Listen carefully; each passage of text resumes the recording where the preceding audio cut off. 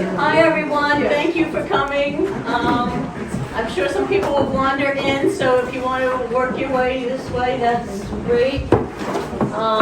We are so happy to have Ellen Siegel's assemblages here. It's just a delight to see them all, and we're just thrilled. Ellen is, as I think most people in this room know, endlessly creative. From the cards she does with the beautiful patterns, which are always the best seller at our annual auction, and by the way are on sale right now in the lobby. That's right. To jewelry, where she uses found objects and repurposes materials like telephone wire. This is living proof that she is. She will give you the shirt off her back, the proverbial shirt. She walked in here one day. You don't want to see what's underneath. She walked in here one day wearing this necklace. This is years and years ago, and I complimented it, and the next thing I knew it was mine. And I have gotten more compliments on this than any other piece of jewelry, any article of clothing I have, and I'm not joking about that all the time. Also repurposed materials. Telephone wire.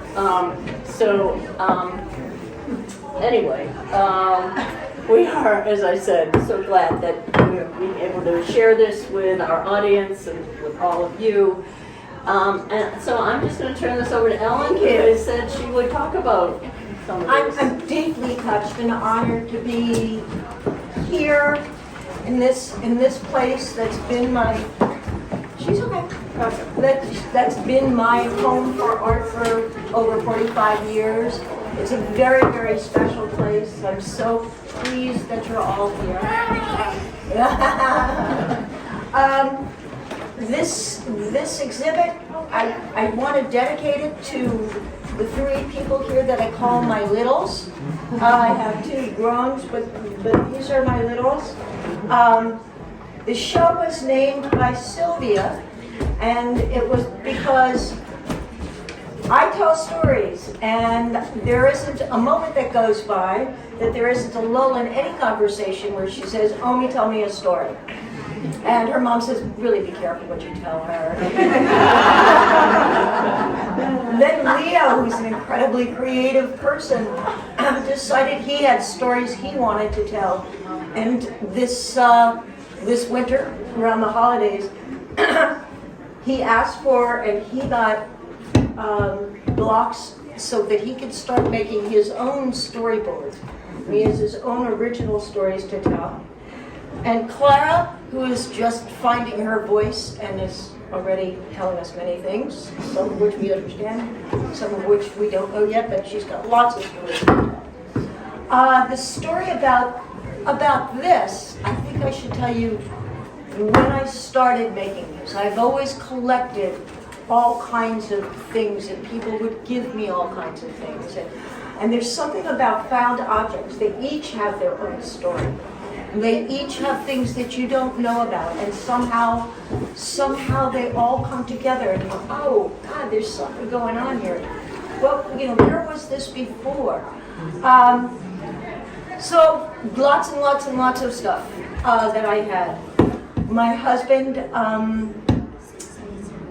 I was his caregiver for a long time, and as his Alzheimer's increased, and finally I was unable to take care of him, and he became very frail, and his memory and all of his stories were gone, and I had to put him in memory care. At the same time, it was COVID lockdown. Anybody here remember COVID lockdown? Yeah, what was that? We don't have that anymore. Yeah. But so I took all of these things in, and I filled the space that was just really left open, and I began to just put things together and start telling stories. The thing about stories, I don't know, my friend Fran is, Jen is here, but as she points out, once you tell a story, oh, there you are, behind her. Once you tell a story and you put it out there, it's for the other person to interpret, and everybody comes to the story with their own set of stories. So I, really make up your stories. There are no wrong answers. There are no wrong stories, because they're all all of our stories. I thank Ingrid for seeing this work that I had hidden in a back room, and she said, "No, these have got to come out of here." And then Ingrid helped me. She made up her stories. She put them together and said, "Oh, wait, this one is talking to this one is talking to." Please make up your stories. Please keep telling your stories, sharing your stories. I'd love to hear your stories. I like to tell stories. Yes. But I also like to listen to stories, because I think it's one of the most generous things that people can do is to share their stories with you. Hello. More. Hi. So please enjoy. Oh, Jimbo.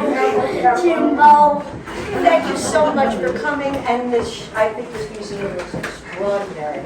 The exhibits, and the flood is cleaned up. If you missed the flood, it was, biblical.